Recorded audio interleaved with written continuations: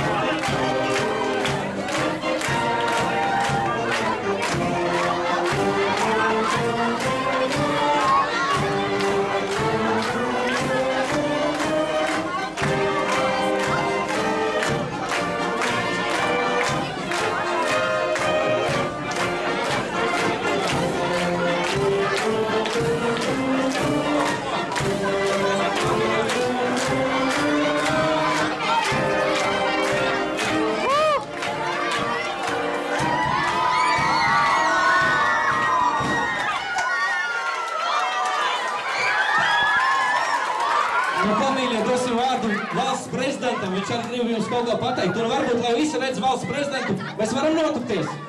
Visi notupjamies.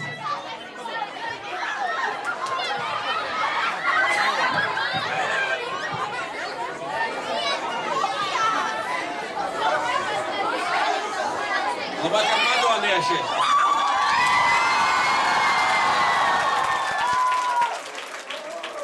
Man tiešām ir šodien prieks būt kopā ar jums. Jāsaka, tik vēlā stundā, bet es skatos, ka jums jautrības ir augstu vilni. Jūs esat kārtīgi šodien padejojuši un svētdien būs noslēguma koncerts, kurā es arī piedalīšos, lai sveiktu jūs.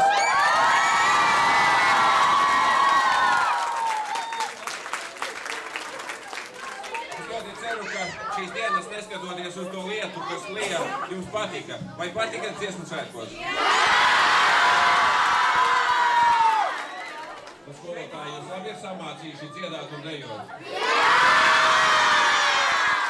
Un to, ka jūs labi mākat dziedāt, es pats pārliecinājos, jo aizvakardien, kad kļuvu par valsts prezidentu un nodevu karogu pašreizējam aizsardzības ministram Raimondam Bergmanim, tad pie manis bija koris, kas nodziedāja divas dziesmas. Un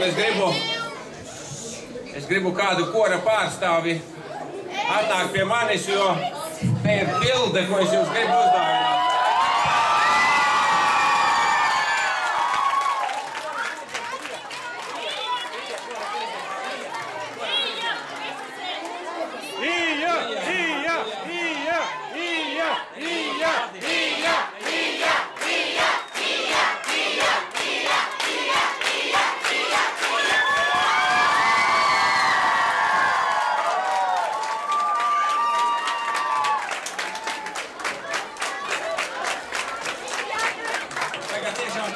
Arī par aizvakardienas skaistajām dziesmām. Un lai jums jauka šī nedēļas nogale un tiešām svētdien, lai būtu jauks laiks un būtu izdevušies dziesmu svētku. Un tiksimies svētdien. Un tagad mēs varētu kopā ar valsts prezidentu vienu deju un vienu dziesmu kopā ar labāko pūtēju orķestri, vai ne?